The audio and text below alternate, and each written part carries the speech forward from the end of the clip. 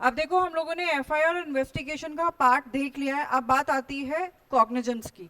Cognizance के बारे में प्रोविजन तो दिया हुआ है। अगर हम प्रोविजन की बात करें तो 190 सीआरपीसी है और 110 जो है वो बीएनएसएस का है, जो कॉग्निजेंस की बात करता है, लेकिन ये पावर दे रहा है मजिस्ट्रेट को कि मजिस्ट्रेट कॉग्निजेंस ले सकता है। बात ये आती है कि मीनिंग क्या होता है, वो हमें सीआरपीसी और बीएनएसएस में कहीं पर भी नहीं दिया हुआ है।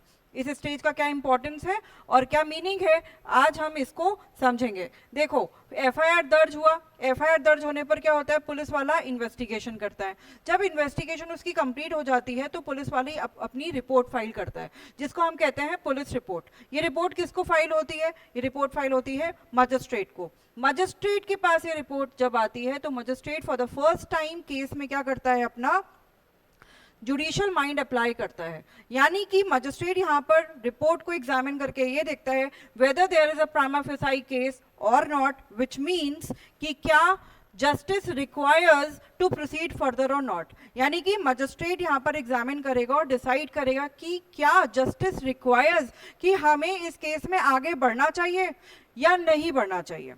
अगर मजिस्ट्रेट ये कहता है कि हाँ केस मेड आउट होता है उसके अकॉर्डिंग और हमें आगे बढ़ना चाहिए, तभी इस केस में जस्टिस होगा, that is the point which is said to be कि मजिस्ट्रेट ने कॉग्निजेंस ले लिया है। यानी कि taking a case on record means taking of cognizance.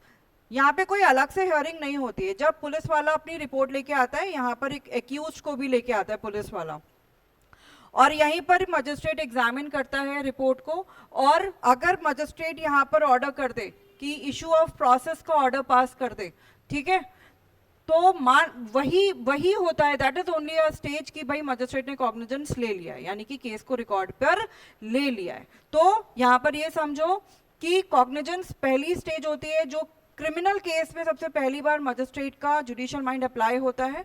और इसका मीनिंग क्या है, इसका मीनिंग है taking a case on record.